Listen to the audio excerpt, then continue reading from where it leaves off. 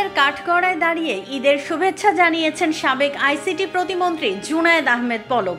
সোমবার 24 মার্চ ঢাকার metropolitan magistrate GM Farhan ইশতিয়াকের আদালতে রিমান্ড শুনানি শেষে কাঠগড়ায় দাঁড়িয়ে সবাইকে ঈদের শুভেচ্ছা জানান তিনি।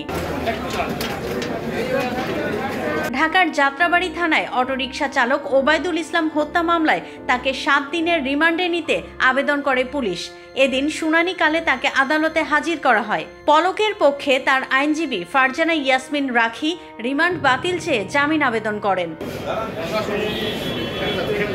শুনানি শেষে আদালত তার 4 দিনের রিমান্ডের আদেশ দেন।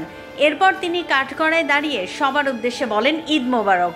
পরে পুলিশ প্রহরায় তাকে আদালত থেকে হাজতখানায় নেওয়া হয়। তখন তিনি নিশ্চুপ ছিলেন। মামলার অভিযোগ থেকে জানা যায়, বৈষম্য বিরোধী ছাত্র আন্দোলনের সময় 5 আগস্ট দুপুরে যাত্রাবাড়ি থানাধীন কাজলা ফ্লাইওভারের কাছে গুলিবিদ্ধ হন ওবায়দুল ইসলাম। মিটফোর্ড হাসপাতালে মারা যান তিনি।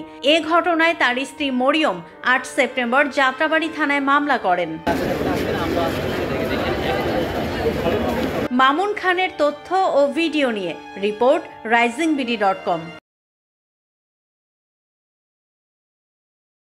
ওয়ালটন আবারও মিলিনিয়ার অফারে ওয়ালটন ফ্রিজ কিনে আপনিও হয়ে যেতে পারেন মিলিয়নিয়ার।